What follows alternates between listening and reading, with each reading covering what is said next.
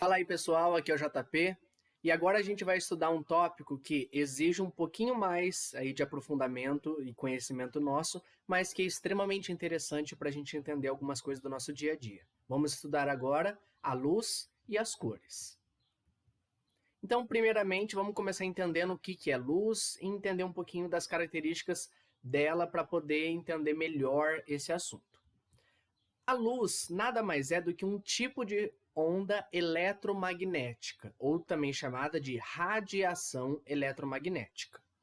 Quando a gente fala aqui de onda eletromagnética, significa que luz se propaga no vácuo. Diferente, por exemplo, do som, que também é uma onda, mas que não se propaga no vácuo, porque não é uma onda eletromagnética. E propagando-se no vácuo, a velocidade da luz é o que aqui está como esse valor, e é um valor importante que você saiba, né? A gente representa aqui a velocidade da luz pela letra C minúsculo.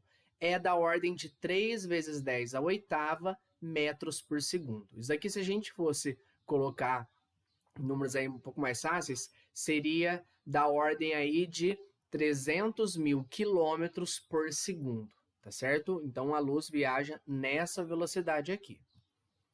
Quando a gente também fala aqui de onda eletromagnética, vale entender que uma onda transfere energia no espaço. Então, eu consigo transferir energia de uma região para outra região no espaço. E para entender essa transferência de energia, isso está relacionado à frequência da onda. Frequência, quando a gente fala, por exemplo, no caso do som, né, a gente tem lá no rádio hertz, megahertz. Esse hertz nada mais é do que uma medida da frequência de onda. E para a gente relacionar essa frequência de onda representada pela letra F com a energia que é transferida, temos aqui, ó, quanto maior a frequência, maior a energia que é transferida, ok? Então, isso aqui é um detalhe importante para a gente saber. Uma onda é caracterizada de dois aspectos, né, por dois aspectos. O primeiro é chamado de amplitude da onda, que está relacionado à intensidade da nossa onda.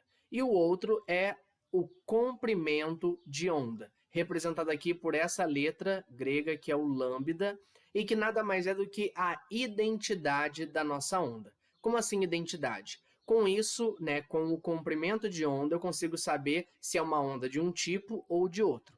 Mexi no comprimento da onda, mexi na identidade dessa onda. E aqui a gente tem uma relação. Quanto maior a frequência, menor o comprimento de onda. Tá? Então, para a gente saber de qual onda a gente está falando, a gente pode usar tanto a frequência quanto o comprimento de onda, ok? E aí a gente pode ter, para um mesmo tipo de onda, se eu mexo na amplitude, eu estou mexendo na intensidade dela. Vamos seguir aqui, ó. Se a gente pega esse gráfico, aqui a gente tem a representação de uma onda. Perceba que essa onda aqui, eu estou falando que é uma onda de baixa frequência, comparado com uma outra que eu já vou mostrar. Por quê? Nesse caso aqui, ó, isso daqui, essa distância desse ponto até esse ponto em linha reta, é o chamado comprimento de onda. Então, tá aqui, ó, isso daqui. Na física, a gente estuda um pouquinho mais aprofundado esse aspecto aqui das ondas, numa parte chamada ondulatória. Aqui a gente está passando só por alguns conceitos básicos.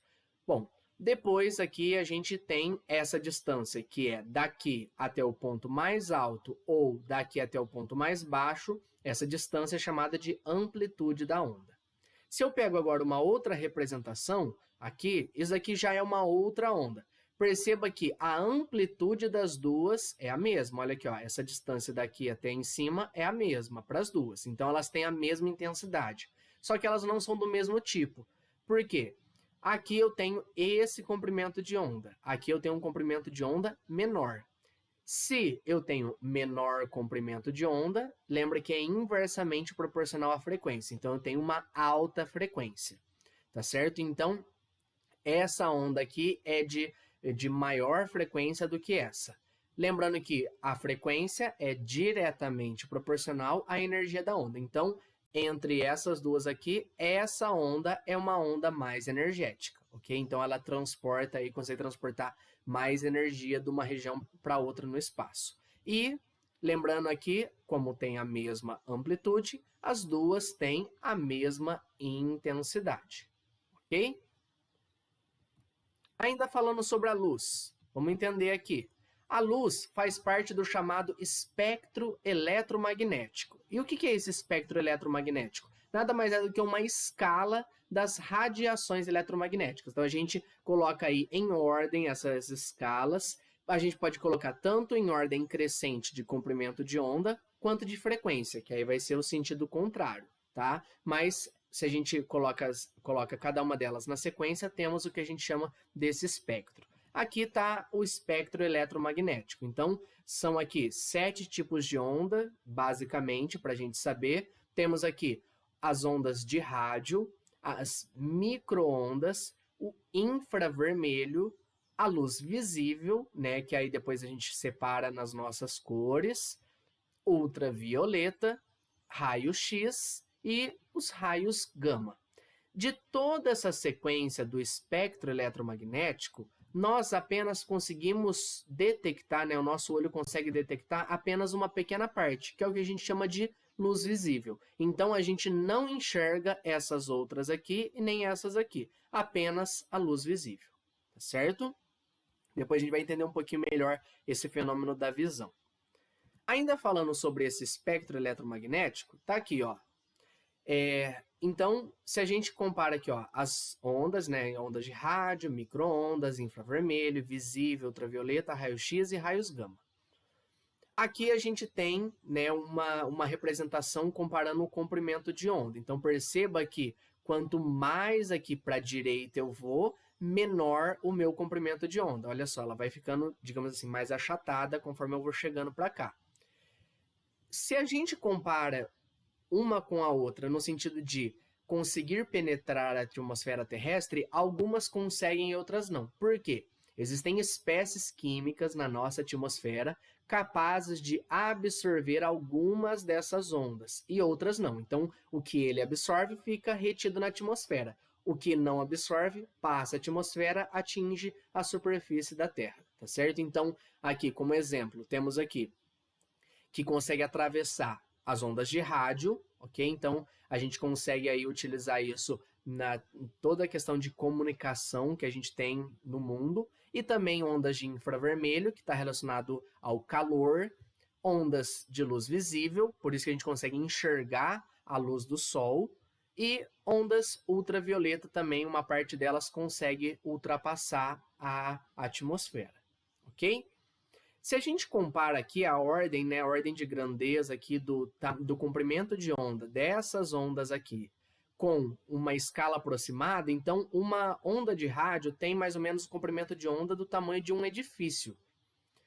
Depois aqui, ó, tamanho dos seres humanos, aí já as micro-ondas têm o tamanho, né, o comprimento de onda, tamanho de borboletas, ondas de infravermelho, o comprimento de onda é do tamanho da ponta de uma agulha, luz visível, o tamanho aqui de protozoários, ultravioleta, o tamanho de moléculas, raio-x, tamanho de átomos, e os raios gama, ainda menores, o núcleo atômico, núcleos de átomos. E, consequentemente, se eu diminuo o comprimento de onda, eu aumento a frequência. Aqui está em hertz. Então, perceba que daqui da esquerda para a direita, temos um aumento da frequência. Ou seja, dessas ondas que nós temos aqui, os raios gama são as ondas mais energéticas. Tem a maior frequência e o menor comprimento de onda. Ok? Falando agora sobre as cores. Então, vamos lá. Para a gente começar a falar sobre as cores, vamos lembrar do experimento de Isaac Newton, que foi feito aqui em torno de 1666. Detalhe que esse experimento e toda essa contribuição de Isaac Newton, que tem outras coisas muito importantes na física, no cálculo, esse experimento aqui foi realizado, e o estudo dele com relação à ótica, né, que é o estudo da luz aí do ponto de vista da física, foi feito também numa pandemia, né, no sentido aí da peste negra e tudo mais que assolava a Europa. Então ele aí se isolou e dedicou o seu estudo para poder entender melhor. Digo aqui pandemia, né, por conta da escala desse problema que a gente teve com relação à peste negra. Bom, o que foi esse experimento? Esse experimento foi o seguinte: Ao passar a luz branca por um prisma, ocorreu a dispersão da luz branca. Então, nada mais. O que é essa dispersão? Luz branca acabou se separando em várias cores, que aqui está muito relacionado ao fenômeno do arco-íris que a gente tem. Qual que é a diferença aqui? Enquanto num prisma, isso aí foi feito dentro de uma casa, né, ou mesmo aí num dia ensolarado, o arco-íris nada mais é do que esse mesmo fenômeno, só que com gotículas de água que estão suspensas no ar logo depois de uma chuva, né? Então aí a luz do sol, a luz branca do sol, faz com que ocorra esse fenômeno. E aí é interessante porque o que é a cor?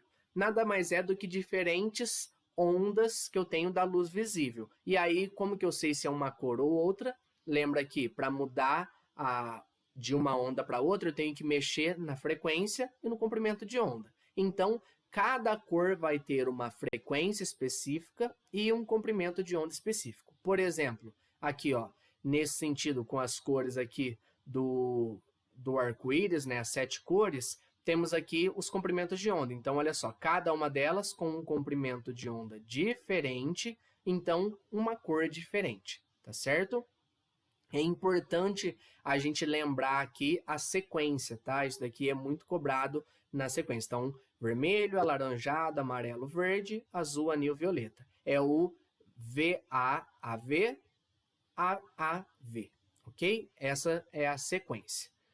Lembrando que logo antes aqui da luz vermelha, nós temos o infravermelho e aqui logo depois do violeta, o ultravioleta. Tá certo?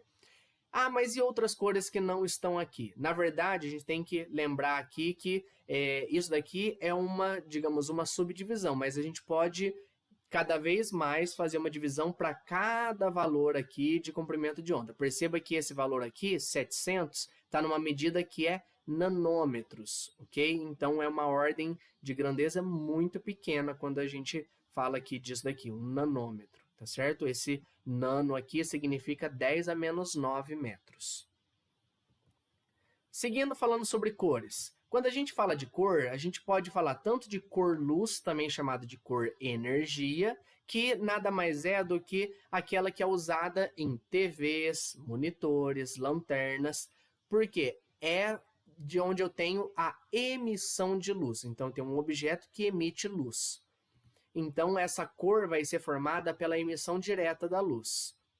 Já um outro tipo de cor que tem é a chamada cor pigmento, que é quando eu tenho coisas que não emitem luz, mas vão simplesmente absorver ou refletir a luz. É o que a gente tem aqui em tintas e também em impressões, né? Papéis impressos. Quando a gente fala aí de impressora, é muito comum aí, quando a gente compra os cartuchos de tinta, por que são aquelas cores? Vamos entender agora. Então, quando eu falo de cor pigmento, eu estou falando de uma cor refletida por um objeto que é iluminado, por uma fonte aí diferente. E aí essa cor refletida é percebida pelo olho humano. E vai depender basicamente de duas coisas, né, essa cor pigmento. Primeiro, da cor luz, que eu vou usar para iluminar o meu objeto.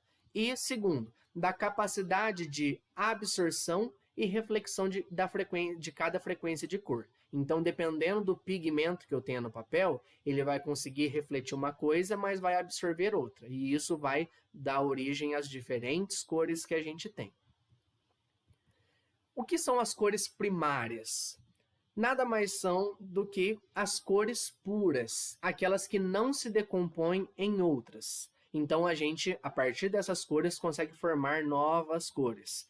Então, quando a gente juntar, consegue formar todas as outras. Quando eu falo de cor luz, quais são as cores primárias?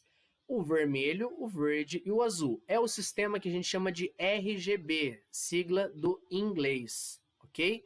E aí, justamente dessa sigla aqui, né, é muito comum, se você aproxima o seu olho da televisão ou da tela do computador, você consegue perceber minúsculos pontos dessas três cores, tá? E justamente essas três cores estão relacionadas com as cores aí que os nossos olhos conseguem captar, ok?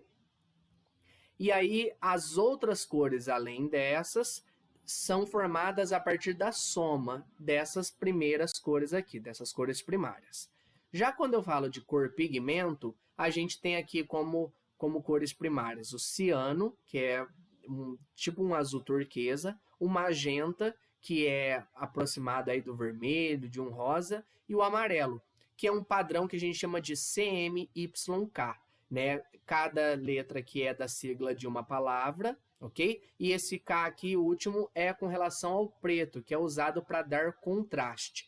Atualmente, no padrão de cor pigmento, essa daqui é o padrão mais utilizado. Antigamente, utilizava o que a gente chamava aí de vermelho, azul e amarelo, né? As três cores primárias, aí quando a gente fala de pigmento nas artes. Mas, na verdade, a gente consegue ter um melhor aproveitamento das cores utilizando essas daqui.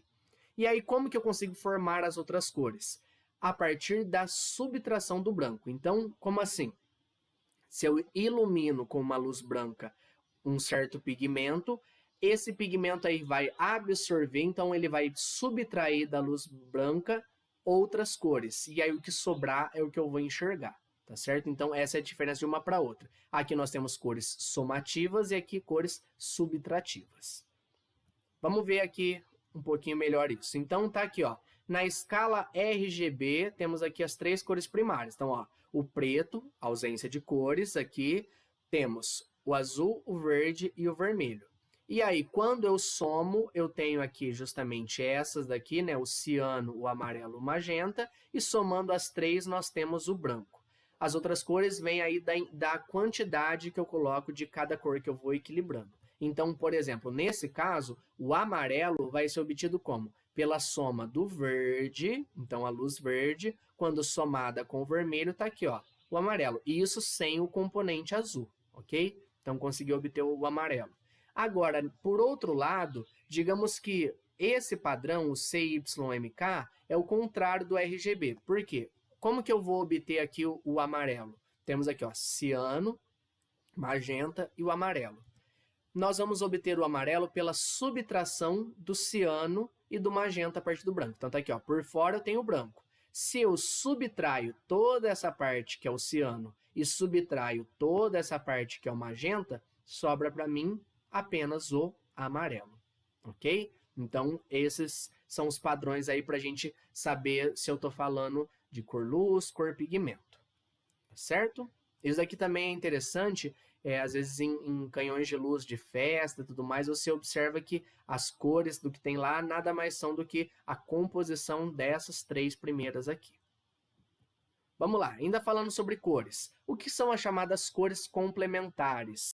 São aquelas cores cuja soma delas, então nós temos aí duas cores que quando eu somá-las, eu vou ter o branco como resultante. E são cores que apresentam, né, se eu comparo uma com a outra, são as cores que têm maior contraste entre si, ok? Quanto maior a subdivisão do conjunto de cores, mais eu consigo perceber que melhor elas se complementam. E aí, como que eu faço para saber? A gente usa o que a gente chama de círculo cromático. E aí, se eu analiso esse círculo cromático, as cores complementares estão em posições opostas, nas extremidades opostas. Esse círculo também é chamado de disco de Newton ou disco de cores. Então, aqui, ó, trouxe um exemplo de um disco de Newton. É óbvio, você pode encontrar outros exemplos com mais subdivisões, tá? Não tem problema aqui. Esse aqui é só um exemplo. Então, perceba que aqui, ó, eu tenho de um lado, por exemplo, vermelho, do outro lado, o verde. Então, aqui eles são cores complementares. Aqui, violeta com amarelo, laranja com azul, tá? Então, temos esses contrastes. Isso daqui, se a gente faz essa experiência, como eu tenho a mesma quantidade de cada uma das cores complementares, quando eu giro isso muito rápido, dá a sensação visual do branco. Por quê? Elas vão estar sendo somadas, uma complementar com a outra, resultando em branco. Então, aqui, ó, essas duas, somei branco, duas branco, aqui branco. Então, eu vejo tudo isso branco. Se, por acaso, eu pegar esse disco, tampar apenas uma fatia aqui, eu não vou mais observar o branco, porque eu vou desbalancear justamente esse meu círculo cromático, e aí como não vai estar mais em equilíbrio, eu vou enxergar uma determinada cor, tá? Então, só enxergo branco quando tá todas na mesma proporção. Um exemplo aqui desse uso, para a gente entender, é o seguinte. Tem uma substância que é chamada beta-caroteno. É a substância responsável por dar a cor laranja para a cenoura. É interessante porque que a gente enxerga a laranja, a cenoura da cor laranja. Porque o beta-caroteno absorve como absorção máxima a luz azul. E a luz azul tem um comprimento de onda aqui de 450 nanômetros. Então tá aqui, ó. Se eu enxergo tudo isso como branco, quando eu tiro esse pedaço azul aqui, ó, 450 está aqui, entre 430 e 480. Se eu absorvo o azul, eu tiro o azul daqui. Se eu tiro o azul, eu vou enxergar o outro lado. Eu enxergo laranja, ok? Então, no exemplo que eu dei, se eu tampo a fatia vermelha, eu vou enxergar o oposto dela. O vermelho, o complementar dela, é o verde. Eu enxergo verde, ok? Então, tá aqui um exemplo de como a gente pode usar o círculo cromático para entender as cores que a gente observa. É óbvio que na natureza e em misturas, né, que a gente encontra na natureza, eu tenho diferentes substâncias absorvendo diferentes comprimentos de onda. Então, a cor que a gente acaba enxergando dos objetos vai ser a composição aí, né, o saldo total dessas absorções e reflexões, ok? Bom, a gente fecha essa primeira parte do nosso estudo de luz e cores e daqui a pouco a gente continua entendendo um pouquinho melhor desses aspectos sobre como a gente enxerga as cores. Até logo, tchau, tchau.